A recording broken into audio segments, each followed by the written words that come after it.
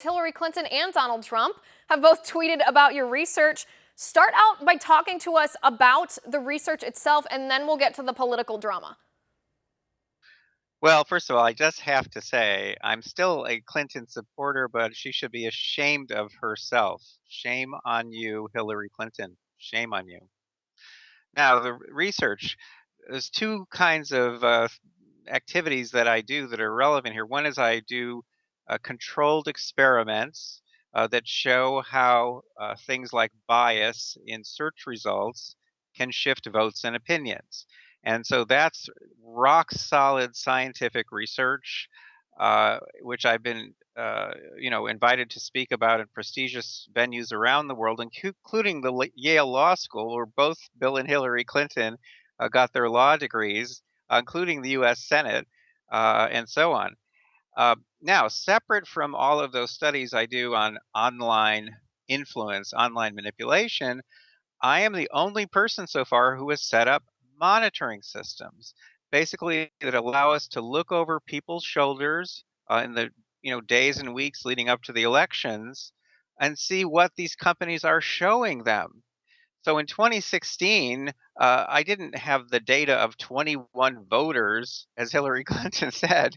I had I preserved 13,207 election-related searches and the 98,000 web pages to which the search results linked. And then I analyzed those data, and that's how I found the pro-Clinton bias. Again, that's also rock solid. I didn't say I knew where the bias came from because I don't. That takes whistleblowers and warrants and all that stuff. 2018, I set up an even larger system, preserving more than 47,000 election related searches. Found strong liberal bias on Google, but not on Bing or Yahoo. Again, in 2016, there was no liberal bias in Bing and Yahoo, just Google. Uh, that was enough, we figured in 2018, to have shifted 98.2 million votes to Democrats nationwide, but that would have been spread across hundreds of elections, of course. 2020, I think there's no question that I need to set up a much larger and more sophisticated monitoring system.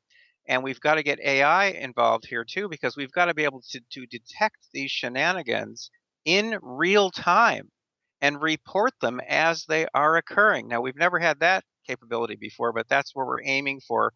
We're aiming to have at least 1,000 field agents around the country and to be using AI to allow us to analyze massive amounts of data in real time. Dr. Epstein, it's absolutely fascinating to hear you break this down because this isn't just a random allegation of bias. You're not even speculating about where the bias comes from, whether it's politically motivated, whether it's bad algorithms. You're leaving that to whoever wants to believe what they want.